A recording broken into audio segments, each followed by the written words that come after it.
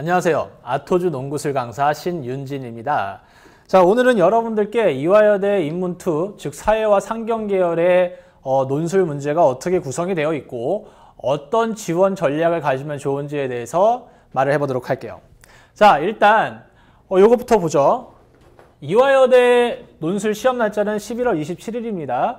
그래서 요 날 겹치는 학교들을 꼭 한번 확인해보고 전략을 세워주기를 바래요. 자, 그런데 이제 이화여대를 쓰는 학생들은 사실 가장 좀 신경 써야 될 부분이 어디냐? 최저 부분이에요. 최저가 4만6이에요. 생각보다 낮지가 않아요. 근데 4만6임에도 불구하고 탐구를 둘 중에 하나만 선택을 하는 게 아니라 두 개의 평균으로 구합니다. 그러니까 탐구에서도 하나가 빵꾸 나게 되면은 탐구를 최저로 선택을 하지 못하게 되는 문제가 발생할 수가 있죠. 그러니까 이대 논술을 쓰는 학생들은 기본적으로 뭐가 필요하냐? 적어도 수능 점수가 어느 정도 나오는 학생이어야지만 쓸 수 있다라고 하는 것, 얘를 기억을 해주기를 바래요. 그런데 그렇지 않고 정말 이대가 가고 싶어가지고 수능이 안 되는데도 불구하고 한번 질러보겠다. 그렇게 피눈물 흘리는 학생들을 좀 많이 봤습니다. 그러니까 조금 안정적으로 수능이 나올 수 있는 학생들 중에서 선택할 수 있는 게 좋은 학교다라고 선생님은 이야기를 하고 싶어요. 자, 그런데 굉장히 좀 이상한 학과가 하나가 있습니다. 스크래튼 학과인데 딴 거와 다르게 3합4예요. 굉장히 높아요.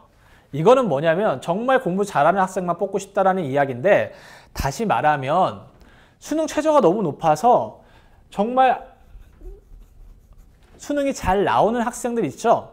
모의고사가 잘 나오는 학생들. 근데 그 학생들일지라도 사실 수능을 보고 나면 약간 불안할 수가 있어요. 왜냐하면 내가 등급이 어느 정도 나온다고 할지라도 등급에서 어쨌든지 간에 점수가 등급 하위권에 있게 되면은 또 좋은 대학교가 못 갈 수가 있잖아요. 그러니까 한번 한번 좀 써보고는 싶다 논술을. 그런 학생들이 쓰기에 좋은 학교가 스크래튼 학교라는 거예요. 이거와 비슷한 데가 경희대회 한국외대의 LD, LT학부 이런 데가 있어요. 즉 그런 학교들은 수능이 잘 나오는 학생들 중에서 내신이 조금 낮아서 학종을 쓰기 어렵다. 그럼 전략적으로 한번 선택해 볼 수가 있는 과가 된다는 것 이야기를 해주고 싶네요. 자, 그리고 이 이대 논술은 반영이 어떻게 되냐면 논술이 70%고 교과가 30%예요. 논술 반영 비율이 훨씬 높기는 하죠. 다 마찬가지로 어느 학교든지 간에 논술 전형은 논술로 결판이 납니다. 근데 문제는 무엇이냐면은 교과 반영 비율이 30%인데 교과 반영 비율이 등급마다 깎이는 비율이 좀 크다라는 거예요. 왜 그러냐? 분명히 학교에서 강조하기를 1등급은 10, 2등급은 9.8, 3등급은 9.4 이렇게 이야기를 하는데 이게 뭐에 해당이 되느냐? 한 과목에 해당이 돼요. 근데 얘네들은 몇 과목을 반영하느냐? 30과목을 반영한다는 거예요. 그래서 여기에다 30을 곱해보면 전 과목이 다 1등급이었다. 300점이에요. 다 2등급이었다. 294점이에요. 3등급이었다. 282점, 4등급이었다. 264점이 돼요. 뚝뚝 떨어져요. 따라서 전 등급 점수를 했을 때 4등급 이하가 된다고 하면 미안하지만 지원을 안 하는 게 낫습니다. 3등급이라고 할지라도 1등급에 비해서 벌써 18점이나 차이가 나요. 그러니까 이 18점을 어디서 메꿔야 됩니까? 논술에서 메꿔야 된다는 거죠.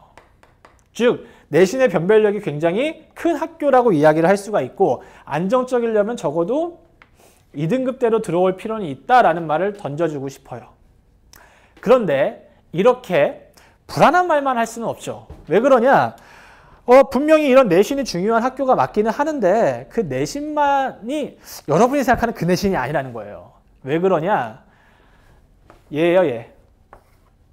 여러분들이 받은 내신 중에 상위 30개만 반영이 된다는 거예요. 즉 여러분들이 뭐 어떤 거는 5등급일 수 있고 어떤 건 4등급일 수 있잖아요. 걔네들은 반영 안 하면 돼요. 여러분들이 잘한 것만 반영하면 돼요. 그러니까 대부분 다 어떻게 되느냐? 3등급 이내로 내신이 들어와요. 한번 가서 계산을 해봐요. 여러분들의 내신 성적표를 보고 거기 나와 있는 것들을 잘한 것만 단위수로 계산해서 상위 30개 뽑아놓고 계산을 해봅시다. 분명히 3등급 이내로 들어오는 점수가 나올 수가 있다는 거예요. 근데 상위 30개로 했음에도 불구하고 3등급 이내로 안 들어온다? 그럼 솔직히 말해서 과감히 이대는 포기해줘요. 사실 뒤집을 수가 없어요. 이 밑으로 가면. 알겠죠? 자, 그리고 이제 마지막으로 문제인데 이대의 인문틀은 총 3개의 문항이 나온다라고는 하지만 뜯어놓고 보면 1번 문제가 2문항으로 구성되어 있는 경우가 많아요. 그래서 인문 문제만 하면 거의 3문항이고요. 그 다음에 뭐 수리논술인지 아니면 도표 해석인지 모를 만한 그 문제가 한 3개 정도 나와요. 즉, 총 문제가 5, 6개 정도가 나오는 문제라고 보면 돼요. 근데 그걸 언제 풀으라고 해요? 100분 안에 풀래요. 정말 시간 내에 제대로 풀 수 있는지 없는지가 굉장히 중요한 학교라고 생각을 하면 돼요. 그리고 거기에서 3번 문항, 즉 우리가 수리라고 생각하는 그 3번 문항의 배점이 꽤 높습니다. 근데 거기 문제를 풀 때 필요한 것이 무엇이냐? 여러분들이 대부분 생각하면서 수리니까는 뭔가 수학 문제 풀이가 중요하겠다라고 얘기를 하는데 이대 같은 경우에는 수학 문제 풀이가 아니에요. 뭐냐? 도표 해석이에요. 표에 나타나 있는 이야기들을 여러분들이 계산을 통해서 해석을 하고 표에서 다 채워지지 않은 부분들이 있어요. 그 부분들에 대해서 숫자를 채워나가고 그 숫자에 대한 설명을 하는 거예요. 즉, 이대의 마지막 3번 문제는 수학 문제 풀이라기보다는 도표 해석이다라고 생각하는 게 더 접근하기가 좋다라는 겁니다. 알겠죠? 그러면 그런 도표 해석 문제를 푸는데 100분이다. 정말 시간 짧아요. 그러니까 2대2 문제를 풀기 위해서 중요한 게 무엇이냐? 정말 반복 연습.